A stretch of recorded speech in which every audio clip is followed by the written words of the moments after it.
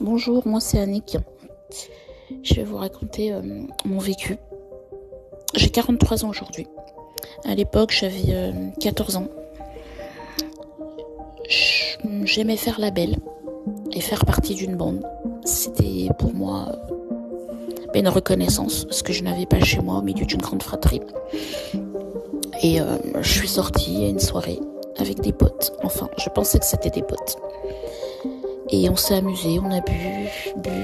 Et à la fin de la soirée, il commençait à devenir un peu agressif avec moi et j'ai préféré partir de cette soirée.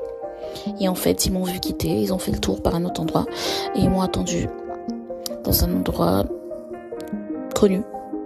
Et ils m'ont tiré par là, ils m'ont emmené, ils étaient à 7. Il y en a un, il m'a pas touché, je me demande encore ce qu'il est devenu aujourd'hui.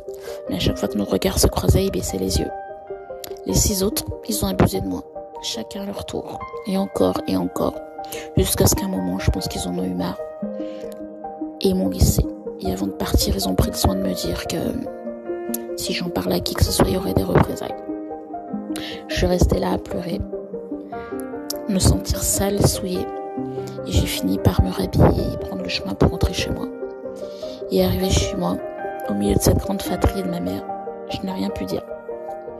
Je n'ai fait que pleurer, sombrer dans l'alcool, échouer à l'école, voler, mentir, et l'alcool surtout, pendant plusieurs années.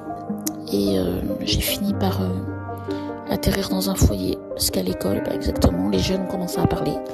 Et en 48 heures, j'ai vu les services sociaux, les psys et la police porter plainte. Ça a duré quelques temps. Et il y a eu les premières confrontations, deuxième confrontation, et à l'ultime confrontation avant de passer au tribunal, un membre très proche de ma famille m'a appelé. Il m'a dissuadé d'aller à cette confrontation. Et j'ai fini par pas y aller. J'ai laissé tomber. Ça a été le plus gros regret de ma vie. Ne pas avoir été jusqu'au bout. Dans tout ça, j'ai continué par plonger dans un enfer impossible. J'ai connu la schizophrénie, l'alcool, les dépressions. Et un beau jour, après un drame familial, j'ai décidé que ça devait être pas un échec, mais c'était grâce à ça que je devais me sortir de là et que ça devait être une force. Et jusqu'à aujourd'hui, c'est ma force. Ça ne peut plus me traîner vers le bas. Ça a été quelque chose de très douloureux. Et ce que je peux dire aux victimes, c'est que personne ne mérite ça. Mais sachez qu'autour de vous, il y aura toujours une oreille attentive qui saura vous écouter, qui vous fera comme si elle n'a pas entendu, mais qu'elle aura entendu, et qu'on pourra vous aider. Mais il y a toujours quelqu'un qui peut vous aider. Il faut en parler. C'est pas une honte. Faut pas oublier que nous sommes victimes.